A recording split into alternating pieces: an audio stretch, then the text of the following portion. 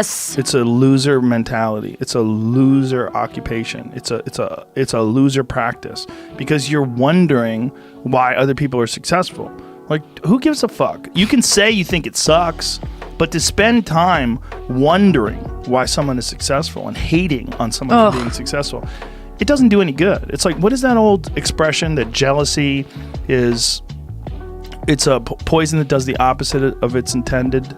It doesn't affect the other person at all, but it poisons yourself. Yeah. It wastes your energy and time. It just is so, it's so indicative that you are insecure. Yes. It's like people don't realize what a giveaway that is when they are talking shit. You're just like, ugh, this is just showing me that you fucking don't like yourself. Well, I figured out, there's something that I figured out personally. Yeah. And that I try to relay this, and I try to be more clear and more concise the way I relay it. The way I look at it is that your mind, you have a certain amount of bandwidth. This is why I don't read Instagram comments or Twitter comments or YouTube comments. Like, I don't have any time. If I read them, it's an accident. But to seek them out, and go, like, you have bandwidth. I don't spend time wondering why I hate things or hating on someone or being jealous. You have, let's call it units. You have 100 units of bandwidth in your mind. So that means there's 100 units that you can spend on things you care about, or you could let your mind be occupied by some stupid fucking Twitter feud that you're in with some idiot that you don't even know, and you could spend 30% of your Twitter bandwidth or your mind bandwidth on this, and then you only have 70% for the things you love.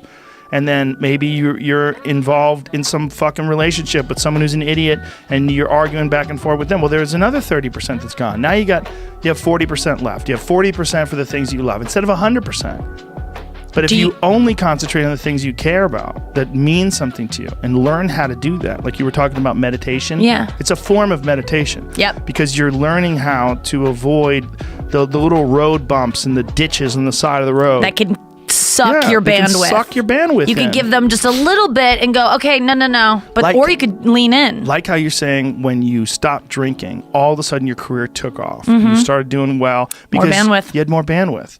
And you had less problems. This problem that you had that was rotting you away no longer existed. So now all of a sudden it frees up your time and you realize, oh my God, there's so many funny things that I could talk about. And I have so much energy and I'm so healthy. I could just go on stage and have fun, and then you're killing it. When was the last thing that you go, no, got it, like you maybe gave it a little too much bandwidth? Do you still struggle with those things? No, I don't. And not really anymore, but it's been a gradual process. Like, remember the first... You had to have been a jealous dude in stand-up. Like, when you first started out, you had to have hated the guy that was getting ahead. Like, right? I don't know any male comic. I definitely was in the beginning. Yeah. And what happened to that? You get successful and it didn't happen? I feel like before I was successful, I realized it was stupid. Long before. Because when I was like an amateur, I would see guys that were killing, and I'd be like, fuck him, like, why is he doing good? Like, that guy sucks, and this guy sucks, and, you know, how come he got this and he got that? And then I remember thinking, like, this is a gigantic waste of time, and I got into comedy because I'm a fan of comedy. And my concentrating on people that suck or being jealous about people that are doing well does me zero good. But instead, if someone does well, I can be inspired. And I can get fired up by it. I mean, I figured this out in my early 20s. I was like, okay, this is I have a poor way of looking at it because it's a martial arts thing. Because in martial arts, like, you can't be jealous of someone else's ability. You have to realize you might have to fight them someday. So by realizing that they're really good, you're forced to be objective about it. And you have to go to work. Like, you have to go, fuck, that guy's better than me. I got to get better. And you have to go to work.